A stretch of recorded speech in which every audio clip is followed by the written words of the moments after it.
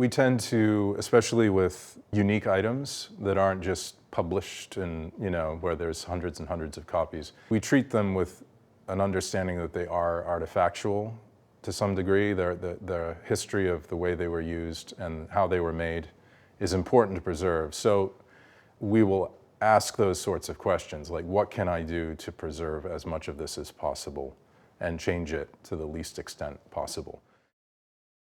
This is a hymnal from the Ephrata Cloister. The cloister was a communal arrangement, co-ed and celibate, and they did a lot of hard work and industrial sort of things, and they didn't eat very much or sleep very much either. So this is a production of theirs. This is a roughly 1739, so mid-18th century.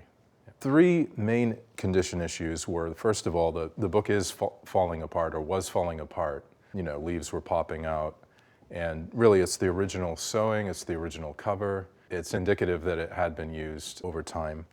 Another issue is very common with these manuscripts, and that is they're written in iron gall ink. And with music manuscripts, you do have to create lines, which happens to line up with the foredge of the book where you're handling it. The ink tends to corrode as it ages and it's exposed to oxygen, and it corrodes through the paper and produces cracking in the paper. And the third issue, which is pretty much the most unique issue in this book, is a staining issue that happened to the top foredge corners at the front and back. You could probably see these sort of turquoise blotches on, this is blotter paper. This is my effort to reduce that staining, but originally it was through much of the book, kind of super intense turquoise.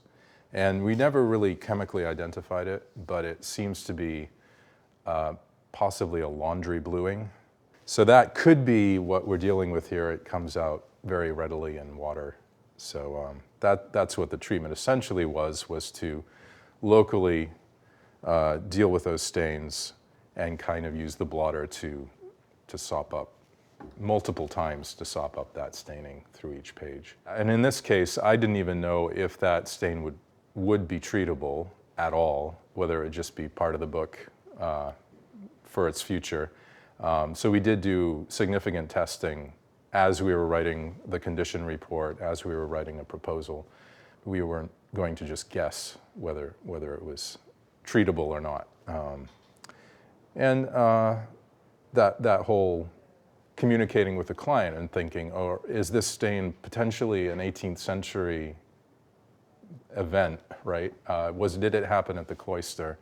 And we kind of, not 100%, but we're pretty certain that it was at least late 19th or early 20th century, based on laundry bluing and when that was developed and that sort of thing. So there are definitely things that you can try to imagine happening. We didn't get the details about it. It would have been nice to have a confession about, I spilled this and this is how it happened. So interestingly, it did move, and where it overlapped other media, I was able to treat it without impacting media that I didn't want to move.